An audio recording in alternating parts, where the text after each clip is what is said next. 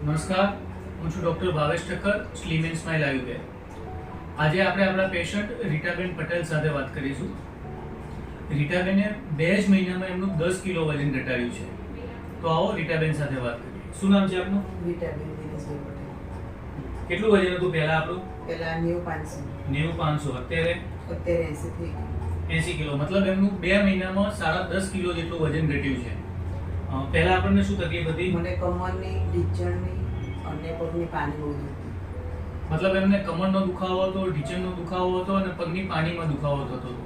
અત્યારે 10 કિલો વજન ઘટ્યા પછી અત્યારે કોઈ જ તકલીફ નથી, કઈ જ નહીં એમ. મતલબ એમનું 10 કિલો વજન ઘટ્યા પછી એમની બધા જ દુખાવા બંધ થઈ ગયા છે. એટલે કે જે લોકોનું વજન વધારે હોય છે અને એમને એમની સાથે સાથે કમરની, ઘૂંટણની અથવા પગની એડીની દુખાવાની તકલીફ હોય તો તેઓ તેમનું વજન ઘટાડે તો આ બધા દુખાવામાં રાહત થઈ જતી હોય છે.